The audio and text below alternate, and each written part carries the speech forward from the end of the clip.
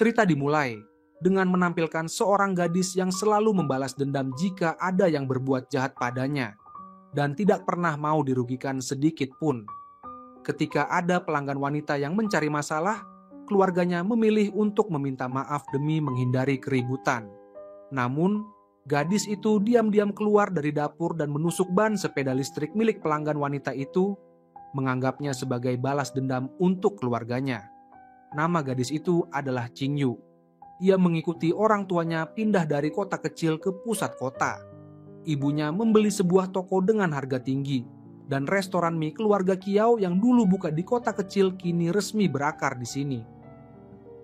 Untuk menarik pelanggan, ayah dan adiknya membagikan selebaran. Sayangnya, seharian tidak ada satupun pelanggan yang datang.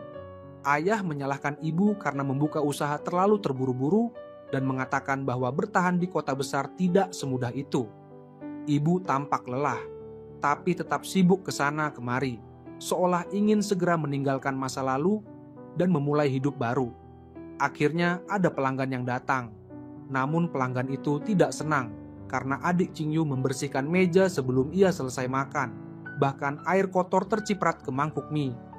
Adiknya menjelaskan bahwa kain lapnya kering, tapi pelanggan tetap marah dan mereka pun bertengkar. Ayah yang tidak mau menghadapi masalah bersembunyi di dapur, sementara ibu meminta maaf dan mengganti semangkuk mie baru untuk pelanggan. Namun, pelanggan itu tetap tidak puas, menolak membayar, dan pergi sambil mengomel. Anak laki-laki yang merepotkan dan suami yang lemah membuat ibu merasa tertekan. Bagi ibu, Qingyu yang cantik dan berprestasi adalah satu-satunya harapannya. Namun, ia sama sekali tidak tahu bahwa Qingyu yang tampak penurut itu diam-diam telah menusuk ban sepeda pelanggan. Malam harinya, ibu membereskan koper sambil mengomel, berharap Qingyu belajar dengan giat agar bisa mengejar ketertinggalan. Namun, saat melihat kain duka hitam di dalam koper, ia tiba-tiba terdiam dan wajahnya berubah pucat. Ayah dan adik juga melihat ke arahnya, seluruh keluarga tampak tegang, seolah menyentuh topik tabu yang selama ini dihindari. Qingyu dengan cepat mengambil kain duka itu dan membakarnya di balkon, sambil mengingat saat keluarga mereka membakar barang-barang peninggalan. Keesokan harinya, Qingyu duduk di bawah pohon menulis surat untuk teman lamanya, sambil memetik sehelai daun untuk dimasukkan ke dalam amplop. Tiba-tiba, seorang anak laki-laki melompat dari bawah pohon dan merebut suratnya, mengancam agar Qingyu mengganti daun yang ia petik. Qingyu mengenali anak itu sebagai orang yang kemarin membuli orang lain dan secara tidak sengaja menabraknya. Ia tidak ingin berurusan dengan anak itu dan berbalik pergi. Namun, anak itu mengenali Qingyu sebagai adik Beyu. Qingyu tidak mau mengaku, dan saat anak itu terus mengganggunya, ia menggigit lengan anak itu agar bisa lolos. Setelah Qingyu pergi, anak laki-laki itu teringat saat ia bermain piano dan seorang gadis menari di sampingnya. Dan saat itu seseorang memanggil nama Xiao Qingyu. Qingyu masuk sekolah baru dan di hari pertama sudah dijahili 2 murid nakal. Disuruh membersihkan kolam renang dan tanpa sengaja terdorong hingga jatuh ke kolam. Untung ada yang melempar pelampung sehingga ia bisa naik ke darat. Setelah kembali ke kelas dan memperkenalkan diri, perasaan tidak nyaman Qingyu terhadap lingkungan baru sedikit berkurang. Namun, saat ia duduk, ia melihat bayangan anak laki-laki yang duduk di belakangnya melalui cermin. Saat di kolam tadi, anak itu sempat memegang tangannya, tapi Qingyu tidak ingin terlibat dan melepaskan diri. Saat pelajaran kesehatan reproduksi, guru memanggil Qingyu untuk menjawab pertanyaan. Qingyu terkejut karena bukunya penuh coretan. Ia teringat ibunya pernah mengingatkan agar fokus belajar saat melihat buku itu. Dan ia langsung sadar bahwa ibunya yang mencoret-coret buku tersebut. Setelah pulang, Qingyu menuntut penjelasan dari ibunya. Ia mengatakan bahwa pelajaran kesehatan reproduksi adalah materi wajib sekolah dan bukunya juga dari sekolah. Namun, ibunya bersikeras bahwa itu adalah pengetahuan yang tidak berguna dan melarang Qingyu mempelajarinya. Qingyu marah dan membalas, menyalahkan orang tuanya yang dulu tidak mengurus kakaknya, Beyu, hingga menyebabkan kematian kakaknya. Ibu membalas bahwa Beyu justru karena tahu pengetahuan itu jadi salah jalan. Topik tabu yang selama ini tersembunyi akhirnya diungkap dan ibu menangis terseduh-seduh. Qing Yu pun merasa kacau. Saat Qing Yu tiba di sekolah, anak laki-laki yang mengganggunya, Ming Sheng, menghadangnya dan mengancam agar Qing Yu membantunya mengerjakan PR. Saat Qing Yu menolak, ia bertanya apakah Qing Yu ingin tahu penyebab kematian Bei Yu. Qing Yu terpaksa menerima tugas itu, namun pikirannya dipenuhi bayangan saat kakaknya meninggal. Orang-orang di kota kecil bergosip bahwa kakaknya meninggal karena AIDS. Karena rumor itu, keluarga mereka tidak tahan tinggal di kota kecil dan terpaksa menutup toko serta pindah. Emosi yang menumpuk membuat Qing Yu bertanya langsung pada ibunya, apakah benar kakaknya meninggal karena AIDS? Ibu menjelaskan bahwa Bei Yu meninggal karena komplikasi operasi usus buntu dan menyarankan agar Qing Yu melupakan masa lalu. Namun, Qing Yu dengan tegas mengatakan bahwa masalah ini belum selesai. Dalam ingatan Qing Yu, kakaknya adalah gadis cantik yang jarang ditemui, menurut tetangga. Karena sejak kecil dibesarkan nenek, hubungan kakaknya dengan orang tua selalu renggang.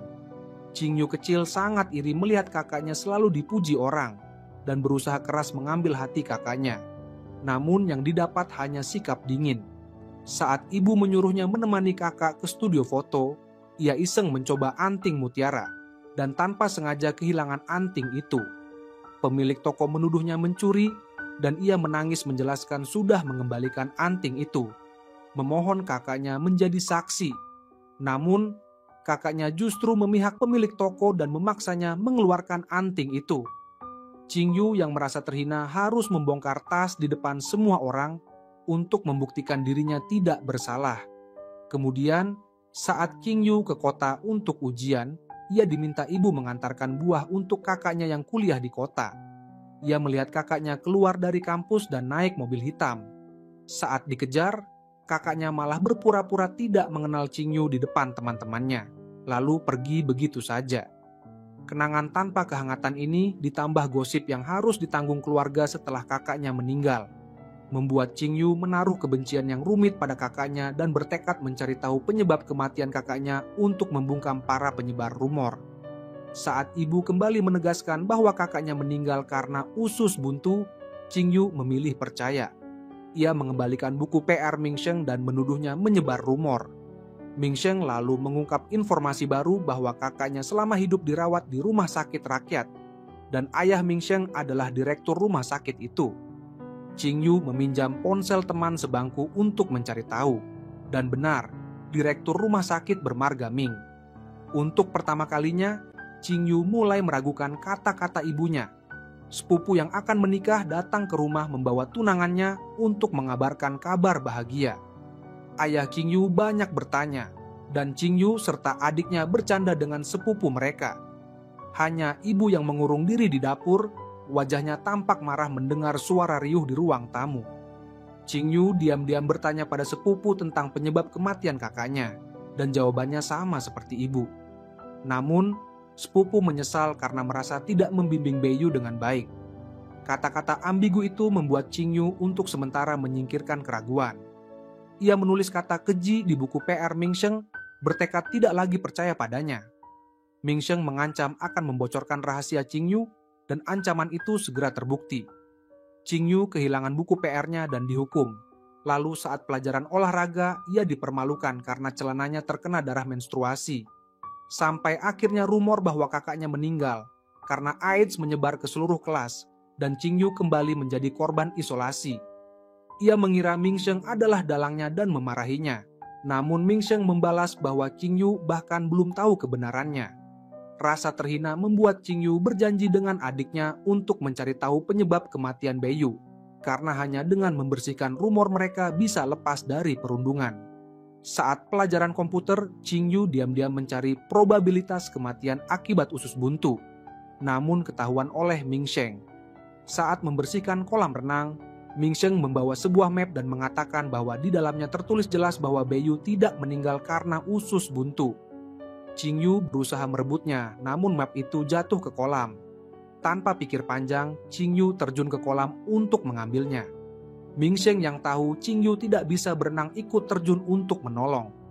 Setelah naik ke darat, Qing Yu mendapati map itu hanya berisi kertas kosong. Ming Sheng mengaku memang menipunya, tidak menyangka Qing Yu sampai mempertaruhkan nyawa, dan mengatakan mereka kini impas. Qing Yu pergi ke rumah sakit rakyat tempat kakaknya pernah dirawat untuk mencari tahu penyakitnya. Dokter menolak memberikan detail karena alasan privasi, namun dengan jelas mengatakan bahwa selama lebih dari 20 tahun tidak ada pasien yang meninggal karena usus buntu di rumah sakit itu. Saat hendak pergi, ia bertemu Ming Sheng dan memintanya membantu mengambil rekam medis kakaknya.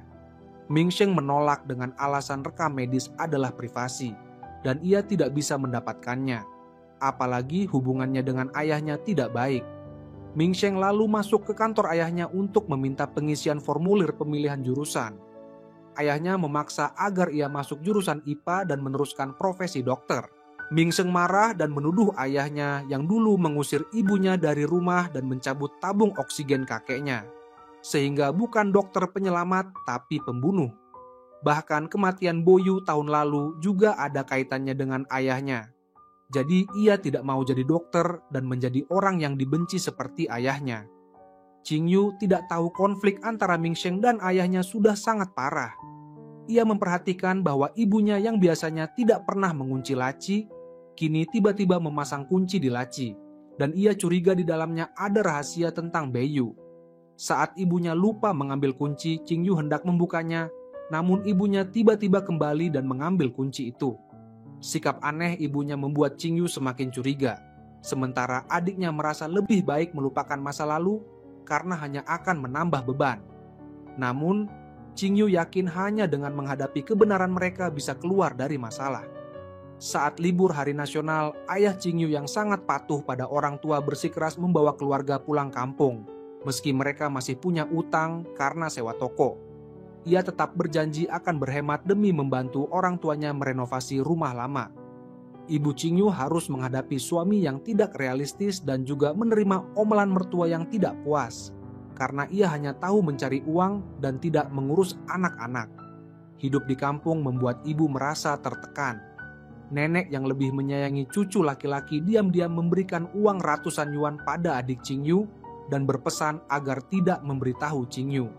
Sementara itu, Qing Yu hanya fokus mencari tahu masa lalu kakaknya, Beiyu, dan tidak memperhatikan hal-hal kecil itu. Tetangga yang membicarakan Beiyu selalu menunjukkan ekspresi menyesal dan menghindar. Hanya bibi kedua yang kehilangan anak dan menjadi gila, salah mengira Qing Yu sebagai Beiyu. Qing Yu bisa merasakan bibi kedua benar-benar menyayangi kakaknya yang sudah meninggal.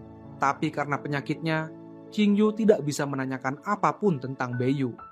Saat keluarga membereskan kamar, Qing Yu menemukan permen yang dulu ditinggalkan kakaknya. Dulu, kakaknya sangat menantikan adik-adiknya pulang kampung. Tapi entah sejak kapan harapan itu berubah menjadi jarak. Ibu memerintahkan mereka membuang semua barang milik Beiyu, termasuk lampu bulu pemberian sepupu yang paling disukai Beiyu dan masih dalam kondisi baik. Adik Qing Yu tidak mengerti mengapa harus dibuang, tapi ibu tidak menjelaskan dan tetap memaksa. Sikap keluarga di kampung yang enggan membicarakan Beiyu membuat Qing Yu semakin ingin mencari kebenaran. Ia menulis surat kuasa untuk mengambil rekam medis dan memberikannya pada Ming Sheng, memintanya membantu mengambil rekam medis. Ming Sheng sebenarnya ingin menjelaskan bahwa bukan dia yang menyebarkan rumor di sekolah, tapi karena gengsi ia tidak mengatakannya. Setelah menerima pesan Qing Yu, ia langsung membalas bahwa ia bisa mencoba mendapatkan salinan rekam medis. Saat petugas kesehatan desa datang memeriksa bibi kedua, Qing Yu memanfaatkan kesempatan untuk menanyakan masa lalu Beiyu. Petugas itu mengingat bahwa saat liburan musim dingin, Beiyu pernah mengalami keguguran dan berobat ke puskesmas. Tak lama kemudian, ibu juga datang tergesa-gesa. Beiyu menangis mengadu pada ibu, tapi malah ditampar dengan marah. Qing Yu bertanya siapa pria yang menghamili kakaknya, tapi petugas tidak tahu. Hanya berkomentar bahwa sejak kejadian itu, Beiyu jadi benar-benar putus asa dan tidak heran jika akhirnya terkena AIDS. Ia juga bilang, jangan salahkan tetangga yang suka bergosip. Setelah petugas pergi, Qing Yu menerima foto rekam medis dari Ming Sheng yang menunjukkan hasil tes HIV Beiyu positif. Qing Yu terpaksa menerima kenyataan bahwa mungkin orang tuanya berbohong demi menutupi kebenaran. Kini ia bertekad mencari tahu siapa pria yang menghamili Bayu, yakin bahwa pria itulah penyebab kematian kakaknya. Qingyu bertemu dengan teman lamanya di perpustakaan, satu-satunya orang yang masih mau bergaul dengannya, dan ia sangat berterima kasih. Namun, ibunya memergoki mereka dan dengan wajah dingin memerintahkan Qingyu pulang. Begitu sampai rumah, ibu langsung memarahi Qingyu, mengatakan bahwa nama baik lebih penting daripada nilai, dan melarangnya mengikuti jejak Bayu. Qingyu marah karena merasa disalahpahami. Saat itu, bibi kedua yang mengira Qingyu adalah Bayu tiba-tiba menarik tangannya dan berlari, mengaku ingin membawanya menemui orang tua. Saat mereka sampai di luar rumah, paman kedua melihat dan menghentikan istrinya yang gila, hingga ia terjatuh. Qingyu melihat ada buku catatan bertuliskan nama Bayu jatuh dari tas bibi kedua. Namun paman segera membawa istrinya pergi sehingga Qingyu tidak sempat melihat isinya. Malam harinya, Qingyu mengajak adiknya berziarah ke makam Bayu dan membakar foto keluarga yang paling disayangi kakaknya, berharap foto itu bisa terus menemani Bayu. Saat kembali, mereka terkejut melihat rumah kebakaran. Ternyata bibi kedua yang gila yang membakarnya. Untung tidak ada yang terluka. Saat membereskan sisa kebakaran, Qingyu menemukan buku catatan Bayu yang meski rusak, sebagian isinya masih bisa dibaca. Di salah satu halaman tertulis bahwa Bayu jatuh cinta pada seorang pria itu mengambil keperawanannya, dan pria itu juga satu-satunya sandaran Bayu di desa. Setelah liburan berakhir dan kembali ke kota, sekolah mengadakan pemeriksaan kesehatan. Saat mengukur tinggi badan, entah siapa yang mengambil sepatu Qingyu, sehingga ia harus berjalan tanpa alas kaki ke kelas. Mingsheng memperhatikan semua itu dan setelah pulang sekolah, ia meletakkan sepatu cadangannya di meja Qingyu. Ibu langsung melihat Qingyu memakai sepatu laki-laki dan khawatir apakah Qingyu terlalu dekat dengan anak itu. Qingyu bingung menjawab, namun adiknya membantu menjelaskan bahwa rumor tentang Bayu di sekolah memengaruhi mereka. Ibu terdiam sejenak, lalu mengatakan bahwa ia bekerja keras demi biaya sekolah mereka dan berharap mereka bisa bersabar sampai lulus. Melihat ibunya yang lelah, Qingyu mengeluarkan permen peninggalan kakaknya dan diam-diam bersumpah akan menemukan pria yang menyebabkan Bayu keguguran, karena pria itulah awal dari semua kesialan keluarga mereka. Saat masuk kelas, Qingyu memergoki anak buah Mingsheng bersama dua siswi lain memasukkan sampah ke tasnya. Setelah ketahuan, mereka dengan sombong mengaku didukung Mingsheng dan yakin Qingyu tidak berani melawan. Qingyu marah dan saat mereka lengah, ia membalas dengan memasukkan semua sampah ke tas Mingsheng. Setelah itu, ia menyesal karena terlalu impulsif dan khawatir akan dibalas oleh Mingsheng. Saat itu, kakak kelas yang merupakan teman masa kecil Mingsheng mendatanginya dan mengatakan bahwa Mingsheng sebenarnya tidak seperti yang ia pikirkan. Bahkan sebenarnya Mingsheng adalah orang yang baik dan suka membantu. Tepat pada saat itu, Qingyu melihat Mingsheng sedang memarahi anak buahnya yang sedang membersihkan tas, dan juga mengeluhkan anak buahnya yang sebelumnya sembarangan menyebarkan rumor tentang Bayu, sehingga dirinya yang harus menanggung akibatnya dan dimarahi oleh Qingyu. Baru saat itulah Qingyu mengerti bahwa rumor-rumor itu bukan disebarkan oleh Mingsheng. Ia juga teringat saat Mingsheng meminjamkan sepatu kepadanya dan menyelamatkannya di kolam renang, sehingga pandangannya terhadap Mingsheng pun berubah total. Keesokan harinya, Mingsheng menemukan sepatu yang dipinjamkan kepada Qingyu telah dikembalikan, bahkan sudah dibersihkan hingga putih bersih. Hubungan mereka berdua pun perlahan membaik. Ia kembali meminta Qingyu membantunya mengerjakan PR, dan Qingyu memanfaatkan kesempatan itu untuk mengajukan syarat. Mingsheng harus meminjamkan ponselnya selama seminggu dan mengembalikan surat yang pernah ia tulis untuk teman laki-laki di kota. Mingsheng langsung memberikan ponselnya, namun beralasan bahwa surat yang ia tahan tertinggal di rumah. Setelah itu, Mingsheng bertanya pada kakak kelas, apa alasan seseorang secara tidak sadar menahan surat yang ditulis seorang gadis untuk laki-laki lain? Kakak kelas langsung menebak bahwa Mingsheng menyukai gadis itu. Qingyu sendiri tidak tahu isi hati Mingsheng. Untuk menyelidiki rahasia di laci ibunya, ia dan adiknya bekerja sama. Satu berpura-pura sekolah membutuhkan kartu keluarga. Satu lagi sengaja menyiramkan air panas ke tangannya saat ibu membuka laci untuk mengambil kartu keluarga. Ketika ibu pergi memeriksa luka bakar Ching Yu, adiknya dengan cepat memotret isi laci menggunakan ponsel. Di dalam laci itu ada satu lembar daftar pembayaran rawat inap Bayu dengan total belasan ribu yuan. Dan satu lagi adalah catatan transfer uang bulanan dari sepupu mereka ke keluarga. Ching Yu tidak mengerti kenapa sepupunya mengirim uang. Adiknya menebak mungkin sepupu tahu Bayu dirawat dan butuh biaya, sehingga ia membantu secara sukarela. Mereka mengira aksi memotret itu tidak akan ketahuan, namun adiknya yang serakah malah mengambil uang di laci. Ibu segera menyadari dan menginterogasi dengan keras, memaksa adiknya mengaku dan juga menemukan ponsel yang dipinjam Ching Yu. Menghadapi pertanyaan ibu, Ching Yu berbohong bahwa ponsel itu ia temukan di sekolah. Ibu tidak percaya dan langsung ingin ke sekolah untuk memastikan. Ching Yu mengejar dan menjelaskan bahwa ia hanya ingin membuka laci untuk mencari tahu penyebab kematian Bayu. Karena dari buku harian dan hasil pemeriksaan Bayu ada rahasia yang tidak diketahui orang lain. Namun, ibu tetap bersikeras bahwa Bayu meninggal karena usus buntu dan memerintahkan Ching Yu untuk berhenti menyelidiki. Setelah sampai di sekolah, ibu menyerahkan ponsel itu ke wali kelas. Ching Yu bersikeras bahwa ia menemukan ponsel itu di perpustakaan. Tak lama kemudian, sekolah menyiarkan pengumuman barang hilang dan kakak kelas segera datang untuk mengambil ponsel tersebut.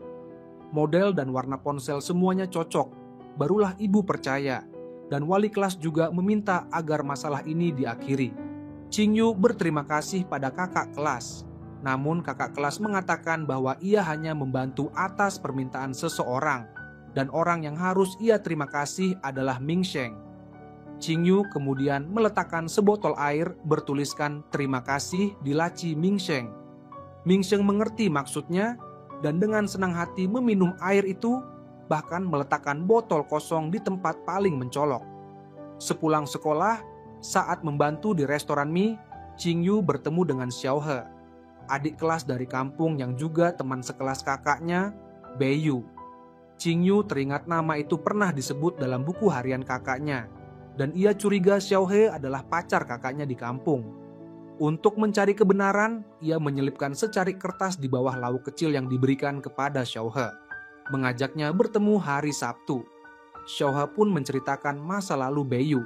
Saat dikirim kembali ke kampung oleh orang tuanya, Bayu sudah tumbuh menjadi gadis cantik sejak kecil, dan setelah dewasa semakin anggun dan menawan, bahkan menjadi bunga sekolah yang diakui semua orang. Namun, justru karena kecantikannya, ia sering dibully di sekolah. Saat itu, Xiao He yang penakut tidak pernah berani membela Bayu. Bayu yang tidak tahan akhirnya pernah kabur ke kota mencari orang tua. Namun akhirnya tetap dikirim kembali ke desa. Setelah itu Bayu diterima di sekolah seni di kota. Dan Xiao He juga kuliah di kota. Saat bertemu lagi, Bayu sudah dijuluki kupu-kupu sosialita. Setelah mendengar cerita itu, Ching Yu menyalahkan Xiao He yang dulu hanya diam saja. Dan merasa Xiao He sekarang menceritakan semua ini hanya untuk mencari penghiburan batin. Xiao He sadar dirinya bersalah dan tidak meminta maaf.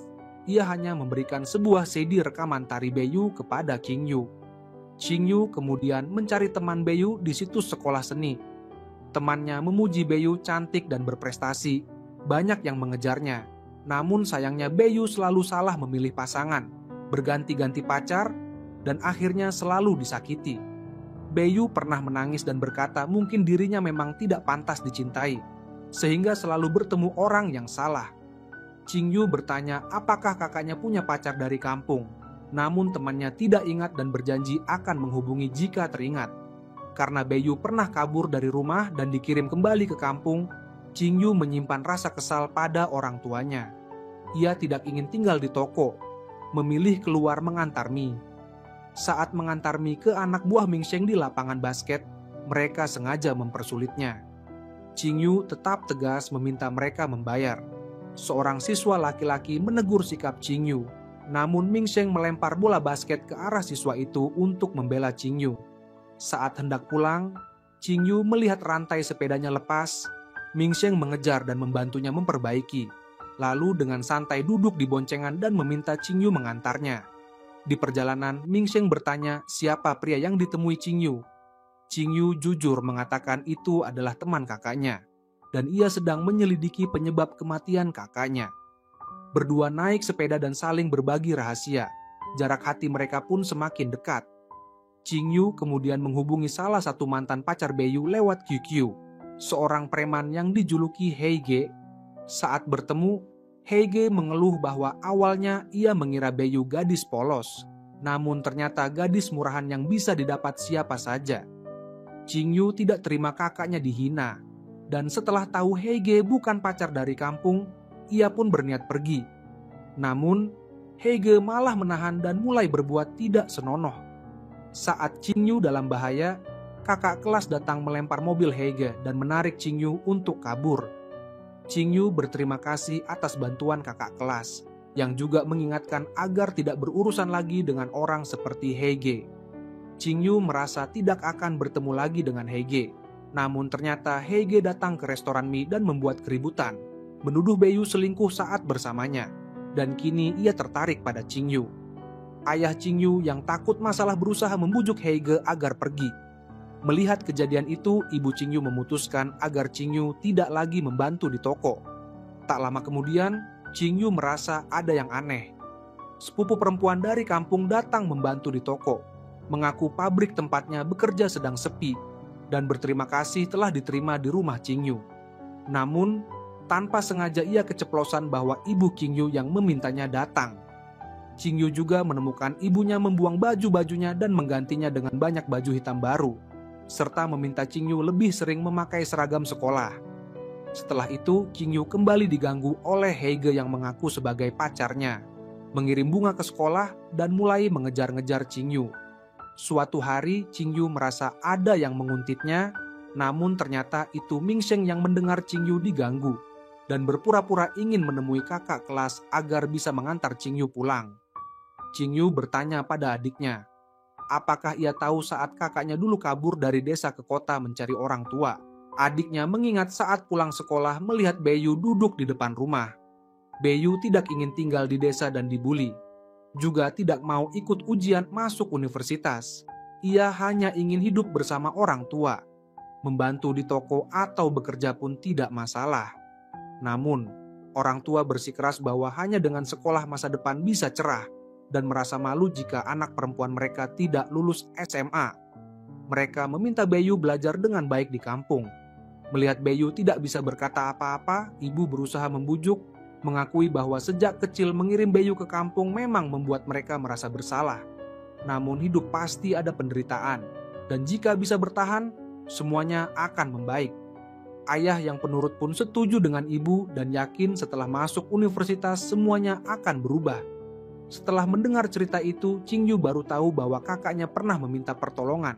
Namun sikap dingin orang tua memadamkan harapan Bayu. Ia marah dan keluar menuntut orang tuanya kenapa tidak menyelamatkan Bayu, namun malah melihat Heige membuat keributan di restoran mie, mencari Qingyu. Melihat orang tuanya dipermalukan, Qingyu menyiram kepala Heige dengan air. Saat Heige hendak marah, suara sirene polisi terdengar dan ia pun pergi dengan kesal. Ibu Qingyu mendengar dari Heige bahwa Qingyu yang menghubunginya lebih dulu, lalu menuntut Qingyu untuk apa bergaul dengan orang tidak benar seperti itu. Qingyu jujur bahwa ia hanya ingin mencari tahu penyebab kematian kakaknya. Ibu spontan berkata bahwa Bayu sendiri yang cari mati, tidak bisa menyalahkan orang lain. Ayah juga menegur Qingyu, jika terus menyelidiki nama baik keluarga Qiao akan rusak.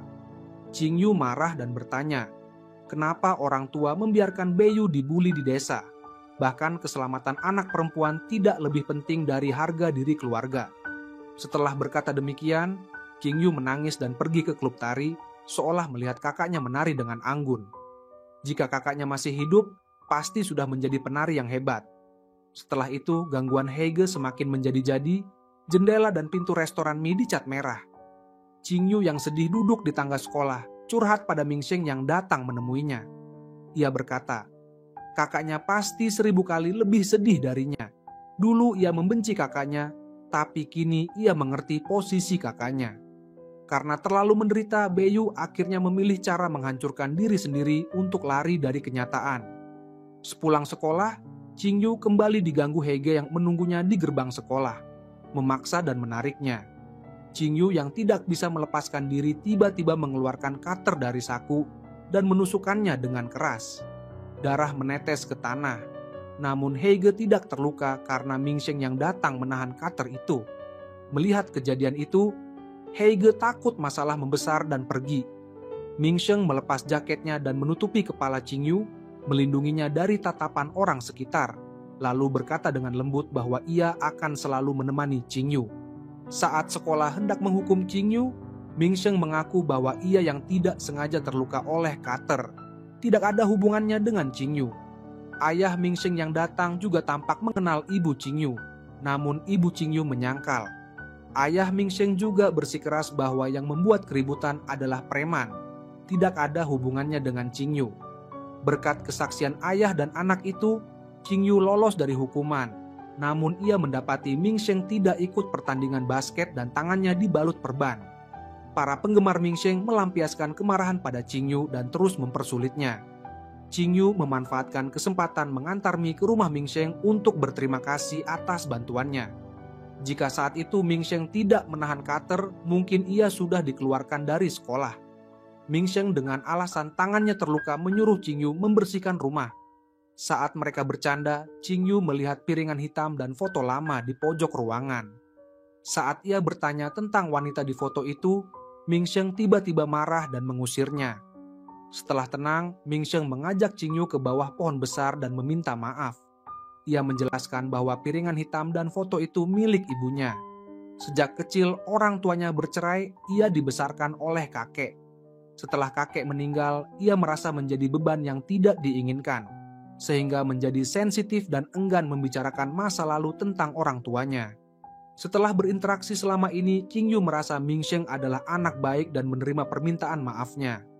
Saat berpisah, Mingsheng mengembalikan surat Qingyu dan dengan gugup bertanya apakah Qingyu masih akan menulis surat untuk orang itu. Setelah mendengar jawaban tidak, ia pun tersenyum lega. Di sisi lain, ibu Qingyu masih trauma dengan gangguan Heige.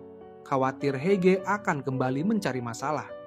Karena tidak tahu harus berbuat apa, ibu menjadi percaya takhayul, yakin bahwa huruf Yu dalam nama anak perempuannya membawa sial. Ia sudah kehilangan putri sulung, tidak ingin kehilangan Qingyu juga. Ia pun memaksa membawa Qingyu pulang kampung untuk mengganti nama. Perlawanan Qingyu menarik perhatian orang banyak. Mereka mengira ibu Qingyu adalah penculik dan ramai-ramai mengecamnya. Qingyu memanfaatkan kesempatan itu untuk kabur pulang. Ibu yang pulang belakangan memarahi Qingyu sebagai anak durhaka, mengatakan bahwa ia sudah bekerja keras demi keluarga, namun Qingyu tidak mengerti pengorbanannya. Ayah Qingyu berusaha menengahi, mengatakan anak-anak sudah besar dan harus dihormati keinginannya. Ibu pun melampiaskan amarah pada suaminya, menyalahkan suami yang tidak tegas sehingga ia harus menanggung semua beban. Dulu mertua memaksa Bayu tinggal di kampung.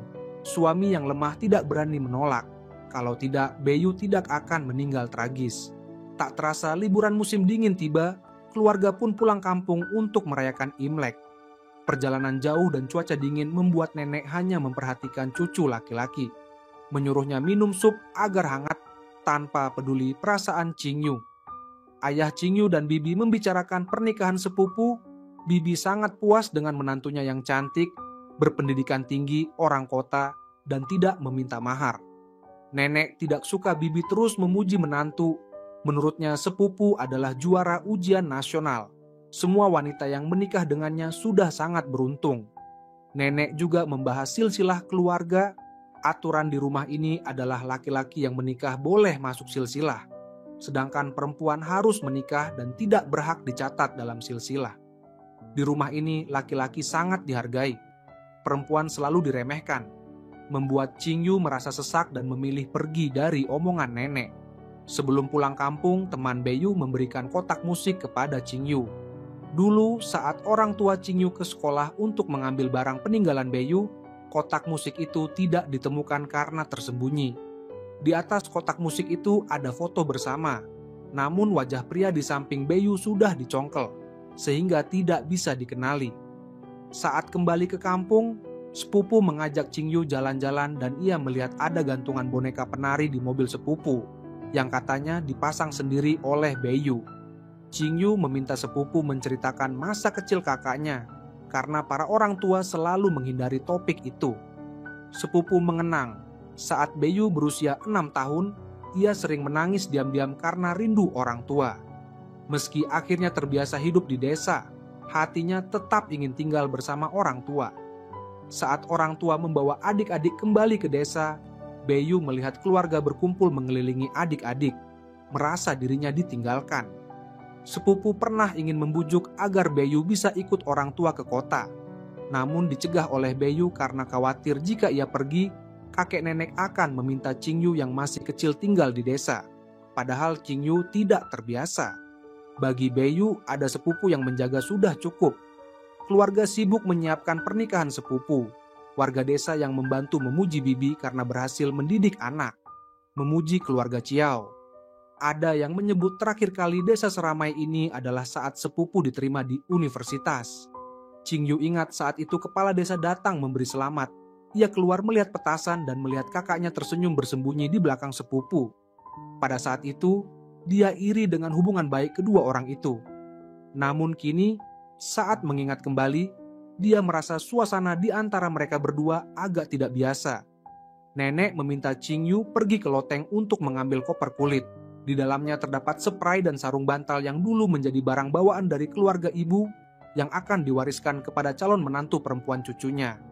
Qingyu tanpa sengaja menemukan sebuah buku harian milik bibi kedua yang membuka rahasia yang tak diketahui orang lain. Dalam buku itu, bibi kedua menulis bahwa dia sebenarnya tidak benar-benar gila. Di desa, Beyu adalah satu-satunya temannya. Suatu hari, Beyu mengaku kepadanya bahwa dia jatuh cinta pada sepupunya.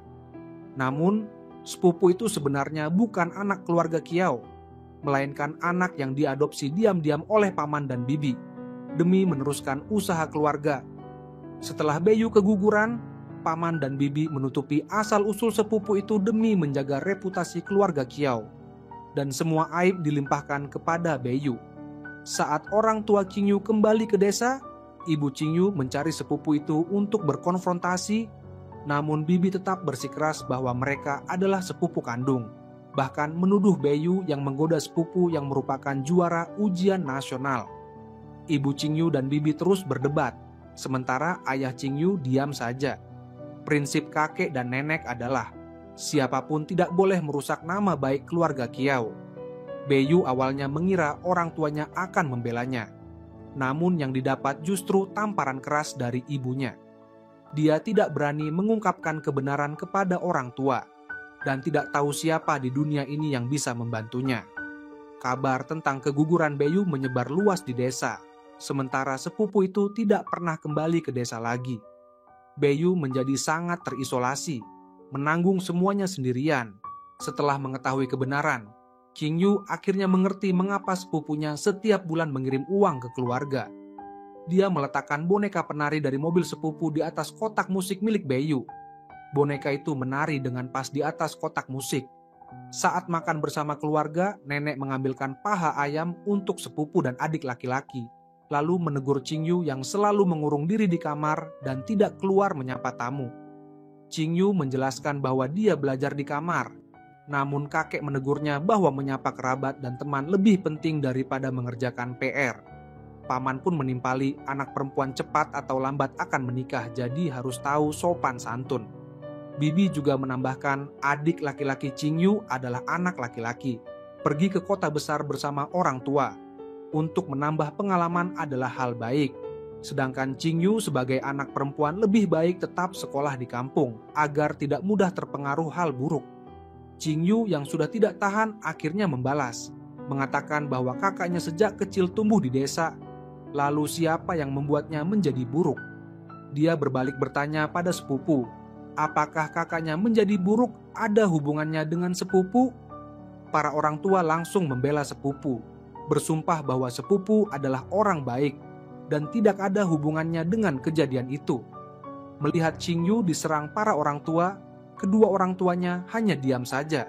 Satu-satunya suara ayahnya adalah melarang Qingyu melanjutkan pembicaraan. Sepupu pun menghentikan pertengkaran. mengatakan pada Qingyu bahwa jalan hidup Beiyu adalah pilihannya sendiri, tidak bisa menyalahkan orang lain, dan berharap semua orang melupakan masa lalu. Saat mencuci piring bersama, ibu memperingatkan Qingyu agar tidak membuat masalah sebelum pernikahan sepupu. Qingyu tidak puas dengan sikap pengecut ibunya. Ibu membentak, mengatakan bahwa sepupu adalah mahasiswa pertama di desa, anak paling berprestasi, dan Qingyu bisa pindah sekolah ke kota juga berkat bantuan sepupu. Mungkin nanti setelah lulus dan mencari kerja, Qingyu juga akan butuh bantuan sepupu. Namun Qingyu tidak peduli dengan peringatan ibunya. Ia meletakkan kotak musik di atas ranjang sepupu.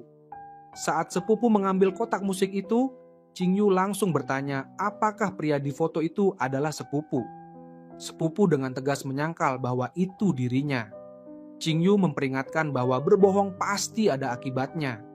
Konfrontasi ini membuat sepupu yang merasa bersalah mengubah rencana, memutuskan untuk merayakan tahun baru di rumah calon istrinya. Tahun baru pun tiba. Qingyu tiba-tiba teringat masa kecil saat ia dan adik ikut orang tua pulang kampung. Orang tua mengusulkan pada nenek agar membawa Beiyu ke kota karena kondisi ekonomi mereka sudah membaik. Namun nenek dan bibi berusaha menahan Beiyu demi menahan uang kiriman orang tua. Melihat orang tua tetap bersikeras, mereka mengajukan syarat. Jika Beiyu dibawa ke kota, maka Qingyu harus ditinggal di desa. Bibi dengan pura-pura baik menarik tangan Beiyu dan bertanya siapa yang ingin ia tinggalkan di desa, dirinya sendiri atau adiknya. Demi melindungi Qingyu, Beiyu akhirnya memilih tetap tinggal di desa. Saat itu, Qingyu kecil belum mengerti makna pertarungan itu. Baru sekarang ia sadar bahwa di setiap momen yang terabaikan, Beiyu selalu diam-diam melindunginya. Saat seluruh keluarga berziarah, Qingyu membakar buku harian bibi kedua untuk arwah, berterima kasih atas perlindungan terhadap kakaknya. Ia lalu bersumpah di depan makam kakaknya. Meski harus melawan seluruh keluarga Qiao, ia akan menuntut keadilan untuk kakaknya. Setelah tahun baru, sepupu kembali ke desa bersama istrinya untuk mengadakan pernikahan. Sehari sebelum pernikahan, ibu Qingyu memberikan buku tabungan kepada sepupu. Dulu ia ingin bertanya langsung pada sepupu tentang kejadian yang menimpa Beiyu. Namun bibi selalu menghalangi dan sepupu juga tidak pernah mau muncul. Ia pun sudah bisa menebak apa yang terjadi. Setelah itu sepupu beberapa kali mengirim uang ke keluarga. Ayah Qingyu menganggap anak muda wajar berbuat salah dan bersedia memberi sepupu kesempatan untuk memperbaiki diri. Kini uang yang diberikan sepupu dikembalikan sebagai angpau pernikahan, berharap sepupu bisa hidup baik ke depannya. Sepupu pun merasa tersentuh dan secara aktif menemui Qingyu. Ia mengakui bahwa saat muda, ia tidak dewasa dan telah menyakiti Beiyu, namun Beiyu sudah tiada. Dan ia berharap Qingyu memberinya kesempatan untuk menggantikan Beiyu menjaga keluarga. Ia berjanji akan berusaha menebus kesalahan. Qingyu bertanya, demi menebus kesalahan, apakah sepupu bersedia menanggung semua akibatnya? Sepupu mengira Qingyu mau memaafkannya dan langsung setuju. Qingyu menulis kisah Beiyu menjadi artikel berjudul Duka yang Tak Boleh Dilupakan, meminta kakak kelas membantunya mencetak. Kakak kelas mengingatkan agar Qingyu berpikir matang, karena ini menyangkut seluruh keluarga Qiao. Jika rahasia ini terbongkar, masa depan sepupu bisa hancur. Namun Qingyu sudah mantap. Ia tahu setelah rahasia ini terbongkar, keluarga Qiao tidak akan menerima mereka lagi. Sebelum bertindak, ia khusus meminta adiknya lebih banyak membantu orang tua dan memijat ibunya, dengan sabar mendengarkan kisah ibunya yang menikah karena kemiskinan. Malam itu, saat alarm berbunyi, Qingyu memasukkan artikel yang sudah dicetak ke dalam setiap kotak permen pernikahan. Setelah selesai, hari sudah terang.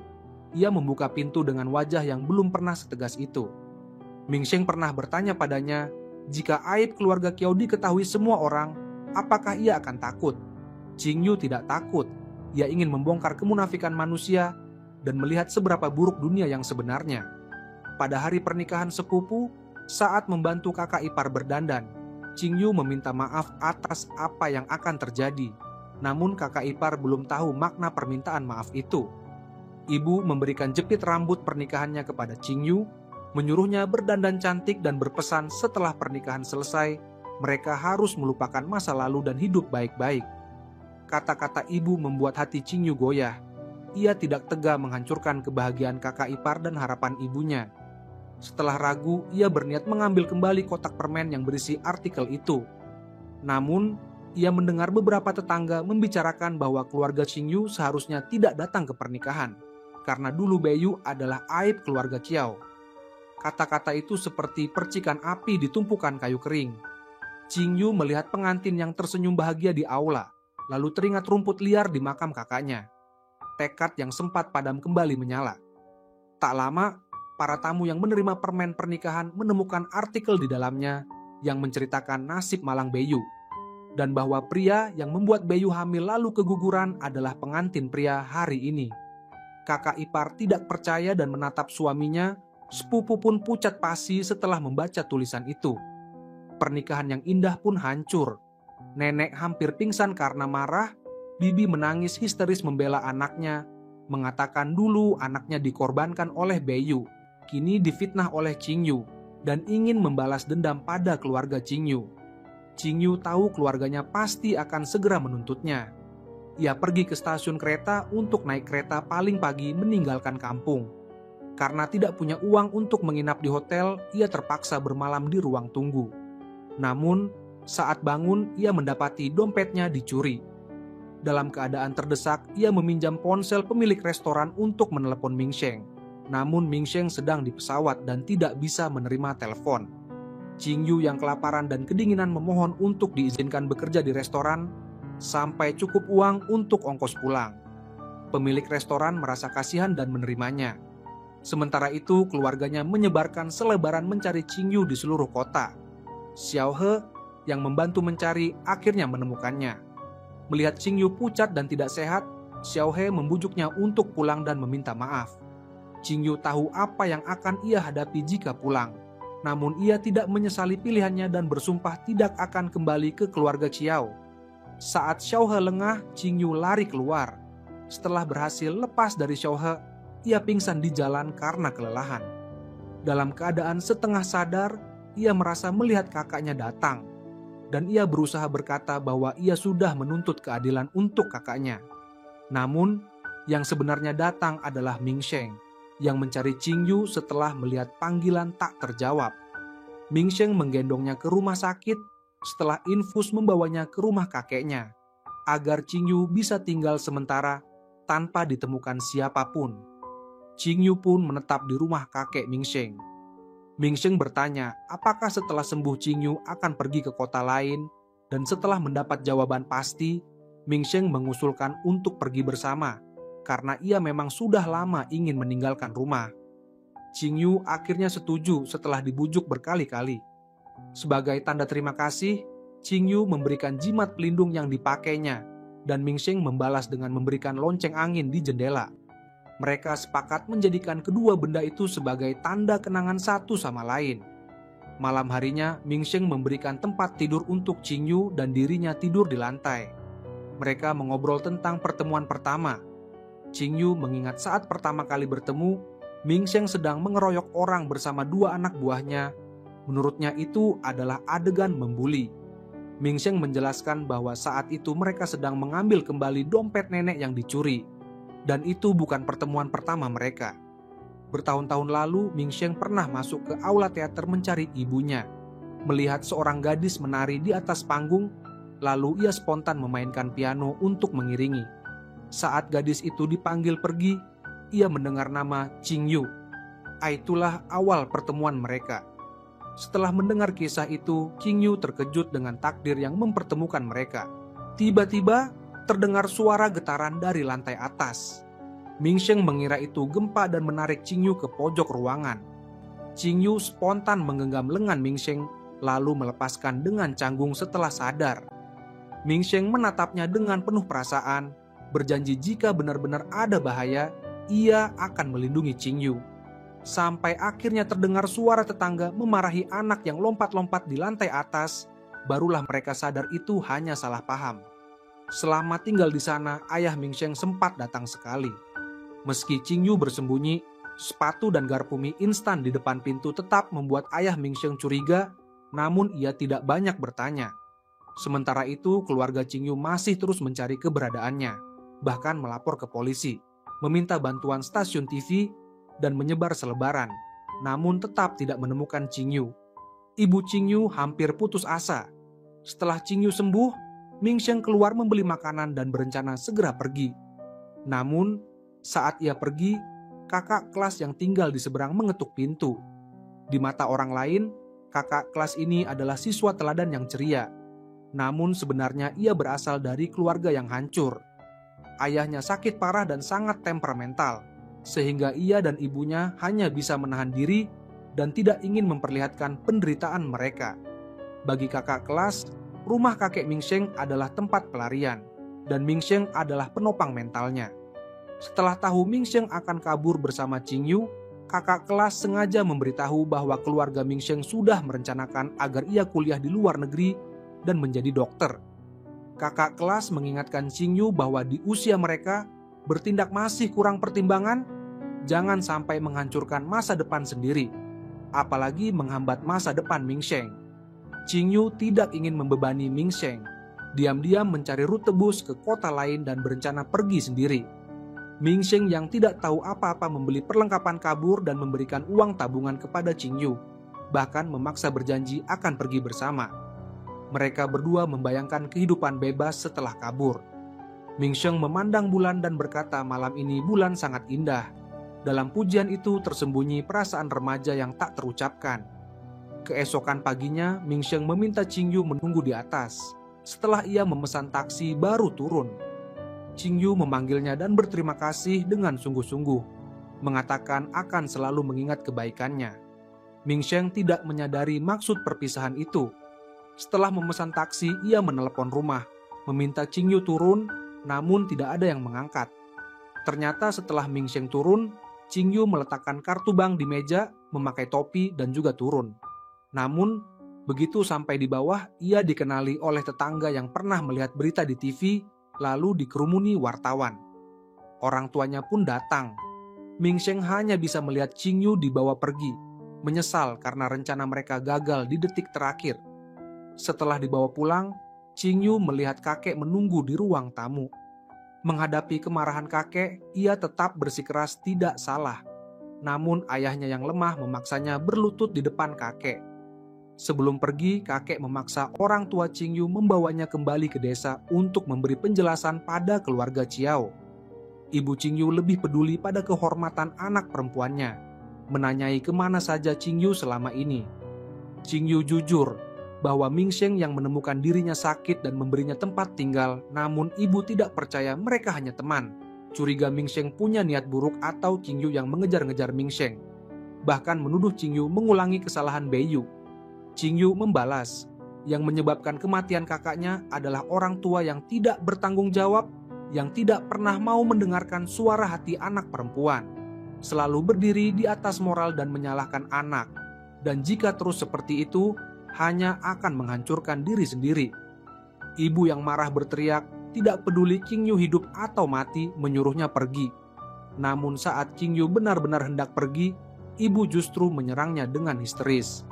Di seberang, Mingsheng melihat jelas apa yang dialami Qingyu, merasa sakit hati dan langsung pergi ke rumah sakit untuk menuntut ayahnya. Setelah stasiun TV menerima laporan, mereka datang ke kompleks apartemen. Mingsheng curiga ayahnya yang melapor, dan ayahnya tidak membantah, bersikeras bahwa ia melakukan hal yang benar. Mingsheng menuduh ayahnya selalu bertindak sewenang-wenang atas nama kebaikan, dan kebenciannya pada ayahnya semakin dalam. Setelah emosi ibu Qingyu mereda, ia memasang 2 pintu besi di rumah dan berjanji akan mengantar jemput Qingyu ke sekolah. Ia juga mengembalikan jaket Mingsheng dan memperingatkan agar tidak lagi berhubungan dengan Qingyu. Kalau tidak, ia akan bertindak tegas. Setelah pulang, ibu meminta Qingyu merahasiakan hubungannya dengan Mingsheng agar tidak merusak nama baik keluarga. Beberapa hari kemudian, sekolah mulai masuk. Qingyu menjadi pusat perhatian karena berita kaburnya. Teman-teman membicarakannya di belakang. Mingsheng masuk kelas dan ingin menanyakan kabar, namun Qingyu menjaga jarak agar tidak melibatkan Mingsheng. Melihat Mingsheng ingin bicara, Qingyu langsung berdiri dan bertanya pada guru. Setelah pelajaran, Ming Sheng menunggu di depan kelas, namun Qing Yu malah berbalik dan lari. Saat pelajaran renang, Ming Sheng bertanya mengapa Qing Yu pergi tanpa pamit.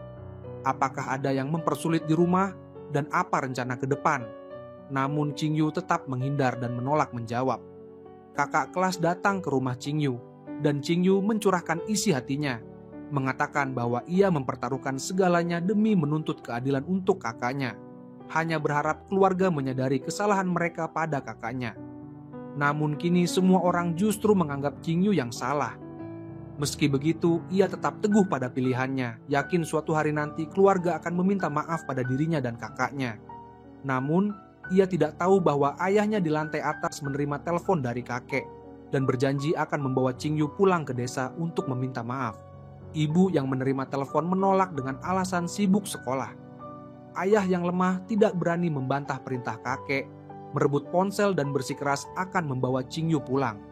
Ibu memohon agar suaminya melindungi Qing Yu kali ini, karena mereka sudah kehilangan putri sulung, tidak bisa lagi mendorong Qing Yu ke jurang. Namun ayah Qing Yu membela diri, jika kali ini tidak pulang meminta maaf, orang tua pasti tidak akan mengizinkan mereka kembali ke kampung dan bersikeras harus pulang. Telepon kembali berdering, ibu mengangkat dan dengan tegas mengatakan, meski mati pun ia tidak akan membiarkan Qing Yu pulang. Ayah yang marah merebut ponsel itu. Ibunya dalam kemarahan membanting telepon dengan keras. Sambil menangis, ia mengeluhkan bahwa saat dulu mertua memaksanya melahirkan anak laki-laki, ia seharusnya membawa Bayu pergi dari keluarga Xiao yang seperti neraka ini. Kedua orang tua bertengkar hebat. Pada saat itu sepupu mereka sudah bercerai, nenek dan bibi masuk rumah sakit karena marah. Dan adik laki-laki menyalahkan Qing Yu atas semua yang terjadi. Ia merasa kakak perempuan mereka sudah meninggal. Namun yang masih hidup harus terus melanjutkan hidup. Berharap Qing Yu mau mengalah dan mengakui kesalahan agar keluarga bisa kembali ke kehidupan normal. Tekanan realita membuat Qing Yu akhirnya terpaksa berkompromi. Ia memberitahu ayahnya bahwa ia bersedia pulang untuk menerima hukuman, asalkan kedua orang tuanya tidak bertengkar lagi. Ayahnya tahu betul hukuman seperti apa yang akan dihadapi Qing Yu jika pulang.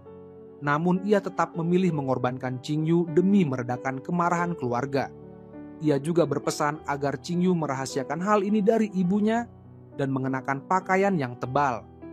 Keesokan harinya, ayah dan Qing Yu kembali ke kampung. Qing Yu berlutut meminta maaf kepada kakek, nenek, paman, dan bibi, mengakui bahwa ia bertanggung jawab atas perbuatannya dan memohon agar orang tua tidak disalahkan. Kakek marah atas perbuatannya yang membuat seluruh desa tahu bahwa sepupu mereka bukan anak kandung keluarga Qiao, sehingga mempermalukan keluarga. Ia pun mengayunkan tongkat untuk menghukum Qing Yu. Ayah melindungi Qing Yu dan menahan kemarahan kakek. Pada saat itu, ibu Qing Yu masuk dan berlutut bersama putrinya, menyatakan bahwa asalkan keluarga mau memaafkan Qing Yu, ia bersedia menggantikan Qing Yu menerima hukuman apapun. Namun permintaan maaf ibu tidak membuat bibi memaafkan. Bibi tetap memutarbalikkan fakta, menuduh Bayu dan Qing Yu telah menghancurkan hidup anaknya. Ibu Qing Yu yang selama ini selalu bersabar akhirnya benar-benar marah, membalas bahwa justru sepupu mereka yang menyebabkan Bayu kehilangan nyawa dan seharusnya bertanggung jawab atas semua akibatnya. Bibi berteriak bahwa Bayu memang pantas menerima nasibnya, mati pun sudah sewajarnya. Melihat itu, ibu Qing Yu dengan tegas memerintahkan Qing Yu untuk berdiri, lalu dengan lantang memberitahu semua orang bahwa mengungkap kebenaran adalah perintah darinya kepada Qing Yu. Bibi yang marah langsung menyerang ibu Qing Yu. Untuk meredakan keributan, ibu Qing Yu menampar dirinya sendiri berulang kali. Qing Yu memeluk ibunya, memohon agar ia tidak melakukan itu. Namun ayah yang lemah hanya berdiri diam tanpa berkata apa-apa. Akhirnya, kakek, nenek, paman, dan bibi saling menopang pergi meninggalkan ruangan dan keributan itu pun berakhir. Setelah pulang ke rumah, ayah Qing Yu yang tidak mampu melindungi istri dan anak malah menyalahkan istrinya karena memperbesar masalah. Air mata ibu Qing Yu menetes tanpa suara. Namun demi melindungi Qing Yu, ia tetap menahan semua kepahitan, berharap Qing Yu bisa bersabar sedikit lagi dan setelah lulus kuliah serta mandiri, bisa meninggalkan rumah ini dan mendapatkan kebebasan sejati. Qingyu tahu ibunya melakukan semua itu demi kebaikannya.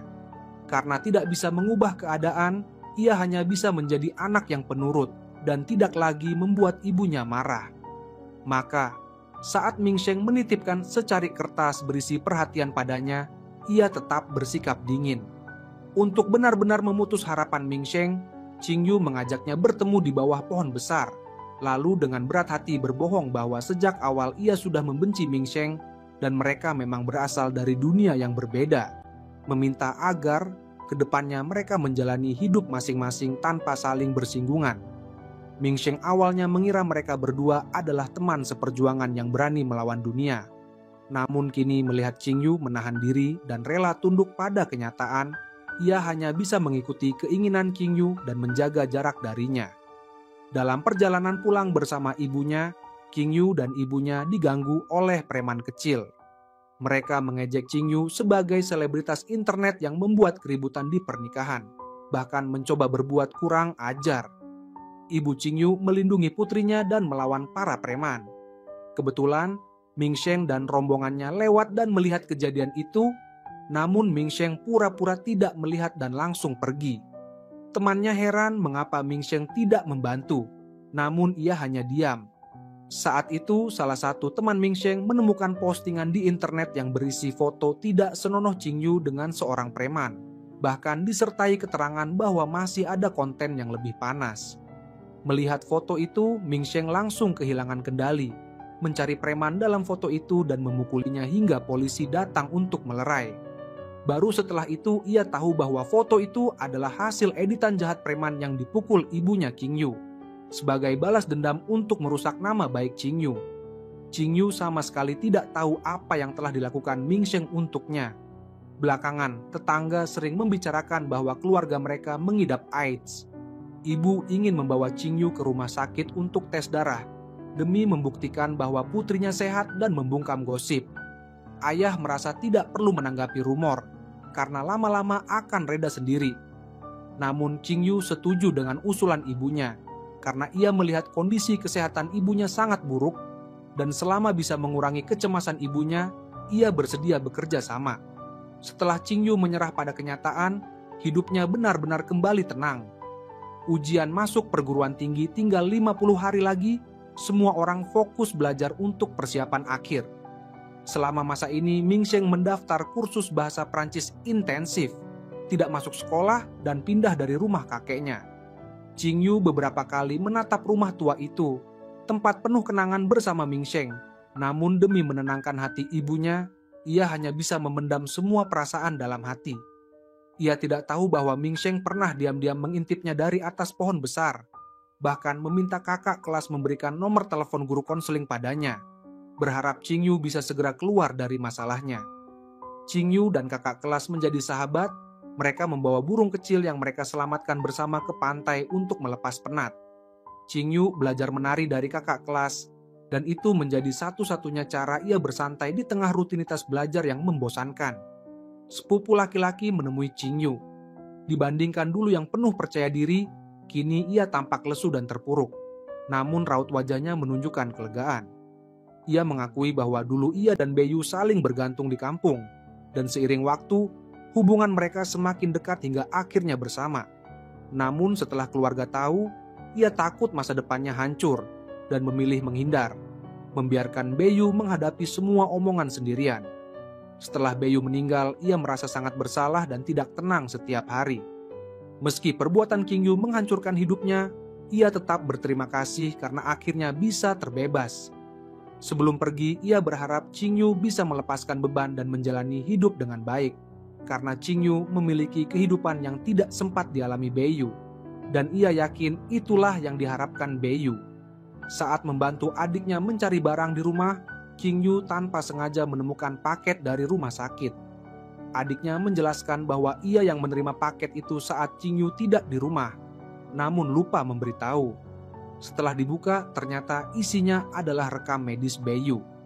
Tercatat bahwa saat masuk rumah sakit kondisi Beyu stabil, namun dalam waktu kurang dari 2 bulan, penyakitnya memburuk hingga meninggal dunia.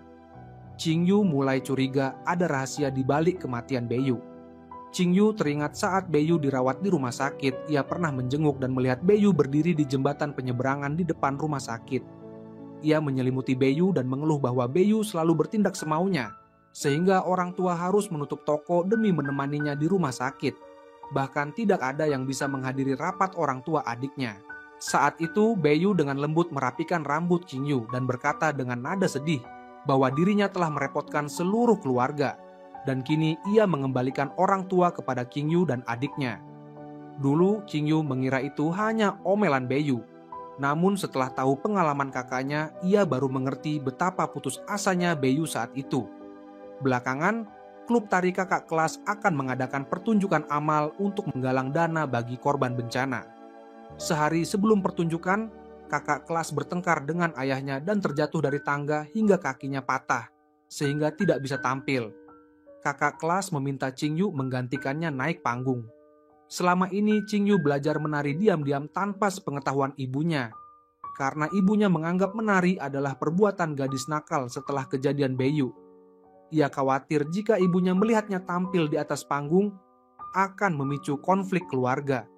Namun ia juga tidak tega mengecewakan kakak kelas dan tidak ingin usaha anggota klub sia-sia. Setelah berpikir matang, ia akhirnya memutuskan untuk menggantikan kakak kelas tampil di panggung. Saat hendak pergi ke gedung basket, Ming Sheng melihat Qing Yu di atas panggung. Tatapannya terpaku pada gerakan tari Qing Yu, dan di benaknya terlintas berbagai kenangan bersama Qing Yu. Melihat semangat hidup yang terpancar dari tarian Qing Yu, ia tanpa sadar tersenyum, yakin bahwa Qing Yu tetaplah gadis tangguh yang ia kenal. Tepat saat tarian selesai dan Qing Yu hendak turun panggung, ia tiba-tiba melihat ibunya berjalan ke arah panggung. Ibu juga melihatnya dan berjalan cepat mendekat. Qing Yu segera mengurai rambutnya untuk menutupi wajah dan buru-buru melarikan diri. Menyaksikan kejadian itu, Ming Sheng menarik tangan Qing Yu dan membawanya lari ke bawah pohon besar yang sudah akrab bagi mereka. Saat berhenti, keduanya saling menatap dan merasakan getaran perasaan di mata masing-masing.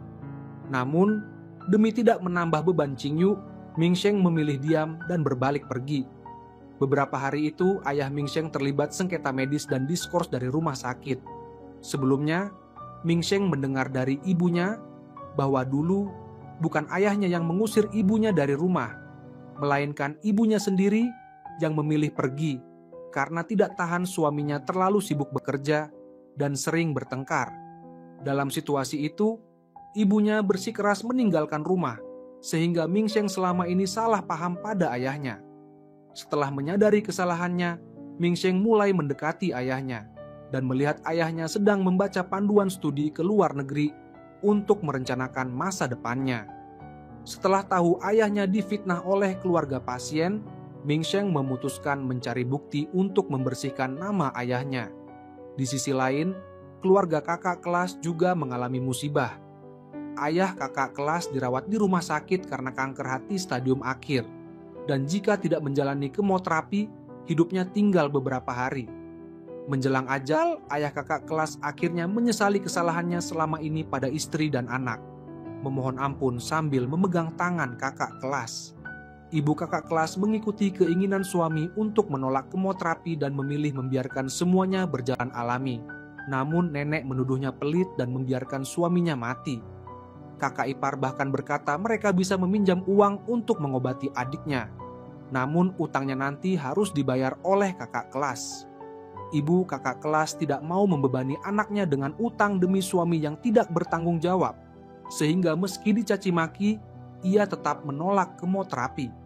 Qing Yu tanpa sengaja melihat ibu kakak kelas menangis sendirian, baru mengerti bahwa ibu kakak kelas yang tampak kejam itu sebenarnya hanya menahan semua penderitaan dalam diam. Saat keluar dari rumah sakit, Ming Sheng kebetulan bertemu Qing Yu yang datang menjenguk ayah kakak kelas. Ia menyembunyikan payungnya dan pura-pura tidak membawa payung agar bisa menunggu hujan bersama Qing Yu di depan pintu. Mereka saling menanyakan kabar, dan Ming Sheng memberitahu bahwa ia akan segera kuliah di luar negeri. Mungkin ini adalah pertemuan terakhir mereka. Ia bertanya apakah Qing Yu punya sesuatu yang ingin disampaikan padanya. Qing Yu menahan perasaan dan hanya mendoakan Ming Sheng agar semuanya berjalan baik. Meski kecewa, Ming Sheng tetap memberikan payungnya pada Qingyu agar ia tidak kehujanan. Namun Qingyu merasa jika tidak bisa mengembalikan payung itu, lebih baik tidak menerimanya, lalu langsung berlari ke tengah hujan. Sebelum berangkat ke luar negeri, Ming Sheng berusaha mencari suami pasien yang menyebabkan ayahnya terlibat sengketa medis. Saat rumah sakit meminta ayahnya meminta maaf pada keluarga pasien, suami pasien datang tepat waktu dan menjelaskan bahwa dulu tidak ada rumah sakit yang mau menerima istrinya yang sakit parah. Hanya ayah Ming Sheng yang mau menerimanya. Meski istrinya akhirnya meninggal, ia tetap berterima kasih atas kebaikan ayah Ming Sheng. Untuk membayar biaya pengobatan, ia bekerja di proyek bangunan. Namun tidak menyangka keluarganya malah memeras ayah Ming Sheng. Ia sangat menyesal, dan setelah itu keluarga pasien mencabut tuntutan, sehingga sengketa medis pun selesai. Ayah Ming Sheng tahu bahwa Ming Sheng yang membantunya, lalu datang ke bawah pohon besar untuk mengucapkan terima kasih secara langsung. Hubungan ayah dan anak pun benar-benar membaik. Di sisi lain, Qingyu menjadi relawan di pusat pencegahan AIDS untuk menyelidiki penyebab kematian kakaknya. Ia bertanya pada dokter, jika penderita AIDS terdeteksi sejak dini dan rutin minum obat di awal penyakit, apa penyebab yang bisa membuat penyakitnya memburuk dan meninggal dalam waktu singkat? Dokter menjelaskan bahwa dalam kondisi seperti itu, harapan hidup pasien akan sangat panjang. Kemungkinan meninggal mendadak sangat kecil, jadi kematian pasien mungkin disebabkan oleh faktor lain. Baru saja selesai bertanya, Qingyu mendapat telepon dari adiknya yang memberitahu bahwa ibu mereka tiba-tiba pingsan dan dibawa ke rumah sakit. Setelah tiba di rumah sakit, Qingyu baru tahu bahwa ibunya menderita depresi dan selama ini rutin minum obat antidepresan. Melihat ayahnya tidak terkejut, Qingyu bertanya apakah ayahnya sudah tahu sejak lama. Ayahnya bercerita bahwa setelah Bayu meninggal, istrinya sangat terpukul, sering menangis sambil memegang foto Bayu di tengah malam. Menyesal telah meninggalkan Bayu sendirian di kampung. Setelah Bayu dimakamkan, istrinya sering tidur di makam Bayu pada malam hari. Ayah merasa ada yang tidak beres dan membawanya ke rumah sakit, baru tahu istrinya menderita depresi. Demi tidak mengganggu belajar Qingyu dan adiknya, ibu meminta agar penyakitnya dirahasiakan dan menyimpan obat antidepresan di botol obat pereda nyeri. Setelah mendengar itu, Qingyu merasa sangat sedih karena tidak menyangka ibunya selama ini menanggung semuanya sendirian. Saat kembali menjadi relawan, Qingyu melihat foto kakaknya di pusat layanan. Guru di sana memberitahu bahwa mereka sering mengadakan kampanye pencegahan AIDS di pusat itu, dan setiap kali Bayu selalu ikut membantu. Suatu kali saat Bayu hendak membantu, ia mendapat telepon dari seorang pria yang dengan nada genit mengajaknya bertemu di tempat biasa. Setelah menutup telepon, Bayu pergi dengan ekspresi tidak biasa, dan tak lama kemudian, guru mendapat kabar buruk tentang Bayu. Guru sangat menyesal, merasa jika saat itu bisa menahan Bayu, mungkin semuanya akan berbeda. Qingyu lalu bertanya pada guru apakah tahu bagaimana Bayu meninggal. Berdasarkan petunjuk yang dikumpulkan, Qingyu menyimpulkan bahwa Bayu bukan meninggal karena AIDS atau usus buntu, melainkan karena pilihannya sendiri. Saat dirawat karena AIDS, ada yang menyebarkan data pribadi dan penyakit Bayu ke internet. Sejak itu, Bayu terus-menerus menerima telepon dan pesan pelecehan. Banyak orang asing yang merasa paling benar menghina Bayu, menuduhnya tidak bermoral, sehingga terkena AIDS. Tidak tahan dengan semua itu, Bayu memilih keluar dari sekolah dan akhirnya meninggal dunia pada malam tahun baru Imlek. Baru saat itu Qingyu mengerti bahwa orang tuanya menyembunyikan kebenaran demi melindungi keluarga karena gosip benar-benar bisa membunuh seseorang. Qingyu bersumpah akan menemukan penyebar rumor itu karena orang itulah yang menjadi pemicu kematian Bayu. Orang tua Qingyu mendapat panggilan dari kampung, katanya kakek terkilir dan keluarga paman tidak sanggup merawat, jadi mereka diminta pulang untuk membantu. Qingyu merasa tidak adil untuk orang tuanya, karena dulu sudah sepakat rumah lama kakek nenek diwariskan ke paman, dan paman yang bertanggung jawab merawat orang tua, keluarga mereka hanya perlu membantu biaya. Namun kini, mereka harus mengeluarkan tenaga dan uang, jelas tidak adil. Namun ayah yang bodoh dan patuh pada orang tua merasa keluarga harus tetap bersatu. Apalagi Qingyu pernah menyebabkan sepupu kehilangan pekerjaan. Jadi mereka memang punya salah dan sudah seharusnya pulang untuk berbakti. Qingyu merasa sangat tidak berdaya, mengeluh pada adiknya bahwa kampung seperti tali yang menahan mereka. Sejauh apapun mereka lari, tetap akan kembali ke titik awal. Keesokan harinya, guru di pusat layanan AIDS menemukan kamera video milik Bayu saat merapikan dokumen, lalu memberikannya pada Qingyu agar barang peninggalan itu disimpan keluarga. Qingyu membuka kamera itu dan melihat rekaman pengakuan Bayu sebelum meninggal. Bayu bercerita bahwa saat ia lahir dan diketahui berjenis kelamin perempuan, kakek nenek langsung pergi meninggalkan rumah sakit. Mungkin sejak saat itu ia sudah ditakdirkan tidak disukai. Sebelum usia 6 tahun ia adalah satu-satunya anak orang tua, hidup miskin tapi bahagia.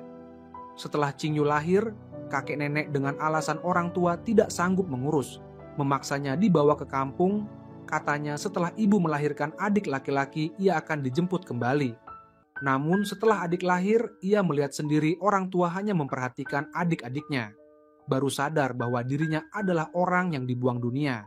Dalam hidupnya, sepupu adalah satu-satunya yang memberinya kehangatan. Setelah tahu sepupu bukan anak kandung keluarga Qiao, ia sempat berharap bisa terus mencintai sepupu. Namun sepupu memilih meninggalkannya demi masa depan. Untuk membuktikan dirinya layak dicintai, ia terus-menerus mencari cinta dari laki-laki lain, namun selalu disakiti, hingga akhirnya terluka parah dan tertular penyakit. Setelah orang tua tahu ia sakit, mereka menutup toko mie, meninggalkan adik-adik di kota dan fokus merawatnya. Ia kembali merasakan kebahagiaan seperti sebelum usia 6 tahun, bahkan merasa sakit bukanlah hal buruk, karena ia yakin orang tua mencintainya seperti mencintai adik-adiknya. Namun, saat telepon dan pesan pelecehan datang bertubi-tubi, ia benar-benar putus asa pada dunia. Setelah menonton isi rekaman itu, Qingyu tidak bisa menahan tangis dan menangis terseduh-seduh. Setelah mengetahui seluruh kejadian, Qingyu menerima kabar mendadak bahwa kakeknya meninggal dunia. Satu keluarga pun buru-buru pulang ke kampung untuk melayat. Qingyu bersama adiknya tiba di rumah agak terlambat dan melihat paman sedang minum-minum bersama para pria, sedangkan bibi dan para wanita bermain kartu. Hanya ayah yang tampak sedih terus-menerus membakar kertas sembahyang, sementara ibu sendirian merawat nenek yang terlalu sedih, sekaligus harus melayani para tamu yang bermain kartu. Meski begitu, bibi tetap saja menyindir dan mengejek, bahkan menuduh ibu bermuka masam. Qingyu membela ibunya, namun sang ibu sudah terbiasa menahan diri dan hanya ingin bersabar agar masalah cepat selesai. Baru saja kakek dimakamkan, paman dan istrinya sudah sibuk membahas masalah perawatan nenek. Mereka ingin menguasai rumah lama kakek nenek, tapi tidak mau mengeluarkan uang atau tenaga. Sampai akhirnya ayah Qingyu mengeluarkan uang biaya hidup nenek untuk setengah tahun, barulah bibi dengan enggan setuju untuk sementara merawat nenek. Namun, setelah masalah itu selesai, bibi kembali mencari gara-gara, mengatakan bahwa akhir-akhir ini keluarga mereka selalu sial, pasti karena makam leluhur keluarga Qiao bermasalah, dan menyalahkan Bayu sebagai biang keladi. Ia memaksa ayah dan ibu Qingyu untuk memindahkan makam Bayu dari makam leluhur keluarga Qiao. Ibu Qingyu yang selama ini selalu menahan diri, akhirnya tidak tahan lagi dan langsung bertengkar dengan bibi, memarahi bibi yang sampai sekarang pun tidak mau membiarkan Bayu tenang. Qingyu menahan ibunya yang marah, lalu berteriak bahwa Bayu memang tidak suka tempat ini, makam leluhur dan silsilah keluarga pun tidak perlu, dan bersikeras ingin membawa Bayu pergi. Kali ini ayah Qingyu yang biasanya lemah akhirnya berani mengambil keputusan untuk memindahkan makam. Satu keluarga pun membawa Abu Bayu dan menguburkannya di taman pemakaman yang indah. Ibu berkali-kali membelai batu nisan Bayu. Air matanya tak henti-hentinya mengalir. Setelah kembali ke sekolah, Qingyu bermimpi memeluk Bayu di tempat kakaknya meninggal, mencurahkan kerinduan padanya. Tak lama kemudian, kakak kelas yang sudah kuliah mengirim surat kepada Qingyu. Untuk membantu Qingyu menantang diri sendiri, ia mendaftarkan Qingyu ke lomba tari. Namun keputusan untuk ikut atau tidak tetap di tangan Qingyu. Bayu dulu pernah lolos seleksi lomba tari. Demi mewujudkan impian Bayu, Qingyu berbohong pada orang tua bahwa ia akan keluar kota untuk mengikuti seminar penerimaan mahasiswa, padahal diam-diam ia pergi mengikuti lomba. Ibu percaya begitu saja, tapi ayah yang membantu membereskan tas Qingyu menemukan formulir pendaftaran lomba. Namun ia tidak membongkar rahasia itu. Di stasiun, Qingyu membuka paket dari adiknya. Isinya adalah sepatu tari milik Beiyu, dan secarik kertas bertuliskan bahwa ayah sudah tahu rahasianya dan memilih untuk merahasiakannya. Setelah sampai di tujuan, Qingyu berlatih menari di ruang latihan. Namun karena terlalu fokus, ia tidak sadar ruang latihan dikunci oleh satpam. Kebetulan Ibu Mingsheng adalah juri lomba tari, dan Mingsheng ikut datang ke lokasi bersama ibunya. Staf memberitahu Ibu Mingsheng bahwa ada peserta bernama Qingyu yang tidak bisa dihubungi. Mendengar itu, Mingsheng langsung mengambil kartu kerja ibunya dan berlari ke ruang latihan mencari Qingyu. Untungnya, Qingyu baik-baik saja dan sedang beristirahat di lantai. Mingsheng pun membawa Qingyu ke hotel. Sesuai kebiasaan lama, satu tidur di ranjang, satu lagi di lantai. Setelah cukup istirahat, Qingyu datang ke lokasi lomba tari. Namun, saat ia naik panggung, tiba-tiba musik pengiring mengalami gangguan. Saat Qingyu kebingungan, Mingsheng memainkan piano untuk membantunya. Qingyu pun menari mengikuti iringan piano larut dalam tarian. Saat itu, ia bukan hanya dirinya sendiri, tapi seolah-olah menjadi kakaknya, Beiyu. Setelah lomba selesai, Qingyu berterima kasih pada Mingsheng. Mingsheng mengatakan setelah ujian bahasa selesai, ia akan kuliah di luar negeri. Jika Qingyu ingin berterima kasih, cukup menemaninya bermain setengah hari. Mereka pun melepas beban dan bermain sepuasnya di taman hiburan, menikmati indahnya kebersamaan. Sore harinya mereka pergi ke mercusuar. Mingsheng mengeluarkan kue kecil yang sudah disiapkan untuk merayakan ulang tahun Qingyu. Saat fajar menyingsing, mereka akan berpisah. Qingyu khawatir setelah bertemu banyak orang di masa depan, kenangan indah saat ini akan perlahan dilupakan dan menjadi tidak berarti. Mingsheng pun simbolis menggigit tangan Qingyu. Katanya dulu saat mereka pertama bertemu, Qingyu pernah menggigit tangannya. Sekarang ia membalas. Setelah itu, ia akan menghapus semua kenangan tentang Qingyu dan mendoakan Qingyu sukses masuk universitas impian. Qingyu pun pulang ke rumah. Namun, setelah pulang, Heige yang baru keluar dari penjara kembali datang mencari masalah, bahkan menyandera ibu sebagai sandera, dan mengancam Qingyu untuk ikut dengannya. Ayah Qingyu yang biasanya lemah tiba-tiba nekat, membawa korek api dan membuka tabung gas, mengancam akan meledakkan rumah bersama Heige jika ia tidak pergi. Heige yang ketakutan langsung kabur. Setelah kejadian itu, ibu Qingyu mengalami trauma. Malam-malam berjalan sendirian di balkon, tampak punya pikiran buruk. Qingyu yang menyadari kecemasan ibunya membujuk agar ibu mau mengungkapkan isi hatinya. Ibu pun dengan penuh rasa sakit mengaku, dulu saat Beiyu meminta tolong, ia tega mengirim Beiyu kembali ke kampung, sehingga ia merasa telah mencelakai Beiyu, dan kini ia takut tidak bisa melindungi Qingyu. Qingyu memeluk ibunya, terus-menerus menenangkan, mengatakan bahwa ia sudah dewasa dan bisa melindungi diri sendiri. Setelah emosi ibu stabil, Qingyu berkonsultasi dengan dokter. Berdasarkan penjelasan Qingyu, dokter menyimpulkan depresi ibu semakin parah dan butuh perhatian keluarga setiap saat. Saat Qingyu masih cemas dengan kondisi ibunya, Heige kembali datang ke gerbang sekolah untuk mengganggu. Saat itulah Qingyu baru tahu bahwa dulu yang menyebarkan informasi pribadi dan penyakit Beiyu ke internet adalah Heige. Qingyu marah dan menampar Heige, memakinya sebagai penyebab kematian Beiyu dan kehancuran keluarga. Heige yang tahu dirinya salah, buru-buru kabur saat ada orang lain datang. Ujian masuk perguruan tinggi pun semakin dekat. Qingyu fokus belajar dan lebih memperhatikan kondisi ibunya.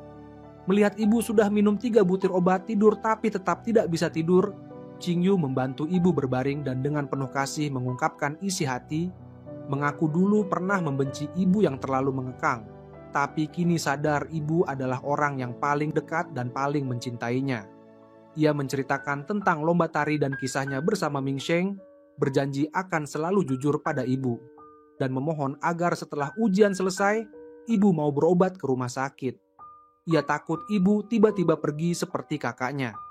Ibu pun setuju untuk berobat dan berjanji akan selalu menemani Qingyu.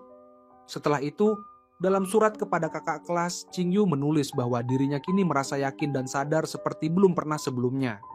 Ia ingin masuk Universitas Jiangzhou, membawa keluarga pindah rumah, dan setelah lulus bekerja keras agar orang tua bisa hidup bahagia. Berkat usaha Qingyu, ujian masuk perguruan tinggi pun selesai. Qingyu dengan inisiatif memasak untuk keluarga meski masakannya kurang enak, namun semua sangat bahagia. Bersama-sama bersulang merayakan berakhirnya masa-masa kelam dan kehidupan yang semakin membaik. Tak lama kemudian, Qingyu menerima surat penerimaan dari Universitas Jiangzhou. Ia dan ibu pergi ke mall membeli lipstik, berharap ibu lebih memperhatikan diri sendiri, dan tidak hanya berkorban untuk anak-anak. Hubungan ibu dan anak pun semakin dekat, saling mendukung dan bahagia dengan keadaan yang semakin baik.